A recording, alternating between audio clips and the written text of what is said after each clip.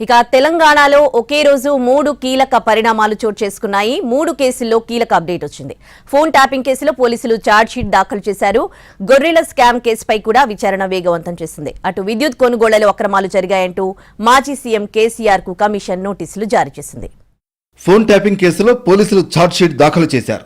మార్చి 10న FIR నమోదు చేసిన పోలీసులు ఇప్పటి వరకు ప్రణీత్ రావు, భుజంగరావు, తిరుపతన్న, రాధాకిషన్ రావును అరెస్ట్ చేశారు. ఛార్జ్షీట్లో 6గురిని నిందితులుగా పేర్కొన్నారు.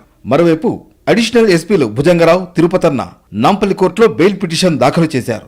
రాజకీయ దురుద్దేశంతోనే అరెస్టు చేశారని, కేసులో సాక్ష్యాధారాలను కోర్టుకు సమర్పించలేదని పిటిషనర్ తరఫు న్యాయవాదులు కోర్టు దృష్టికి తెచ్చారు.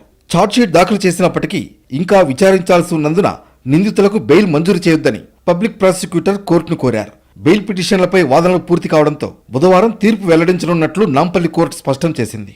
ఫోన్ ట్యాపింగ్ కేసులో మరో కీలక పరిణామం చోటు చేసుకుంది. విచారణలో దూకుడు పెంచిన పోలీసులు తాజాగా ఫోన్ ట్యాపింగ్ కేసుకు సంబంధించిన ఛార్జ్షీట్ దాఖలు చేశారు.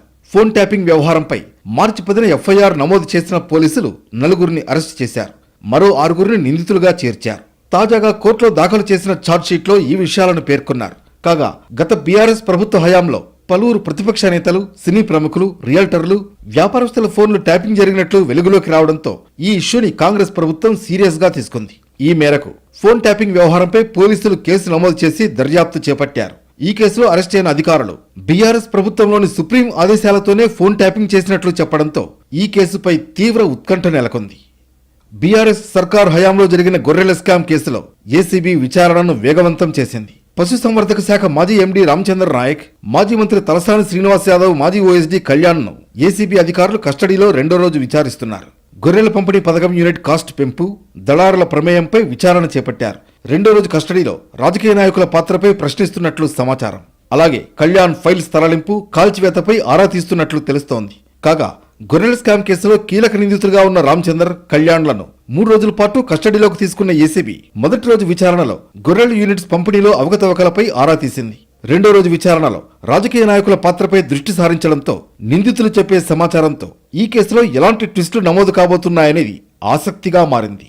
ఛత్తీస్గఢ్ విద్యుత్ కొనుగోలు అంశంతో పాటు యాదాద్రి, భద్రాద్రి థర్మల్ ప్లాంట్ల నిర్మాణానికి సంబంధించి మాజీ సీఎం కేసీఆర్ కు జస్టిస్ ఎల్ నరసింహారెడ్డి నేతృత్వంలోని జ్యుడిషియల్ కమిషన్ నోటీసులు జారీ చేసింది. జూన్ 15వ తేదీ కల్లా వివరణ పంపాల్సిందిగా ఆ నోటీసుల్లో పేర్కొన్నది. కానీ జూలై 30 వరకు కుదరదంటూ కేసీఆర్ నుంచి రిప్లై వచ్చిందని, కానీ ఎంక్వైరీకి ఉన్న సమయాభావం రీత్యా గడువులోగా పంపించాల్సిందేనని మరోసారి ఆయనకు వివరణ పంపినట్లు జస్టిస్ నరసింహారెడ్డి తెలిపారు. కేసీఆర్ తో పాటు మరో 24 మందికి కూడా నోటీసులు ఇచ్చామని, వారి నుంచి కూడా వివరణలు వస్తున్నాయని తెలిపారు.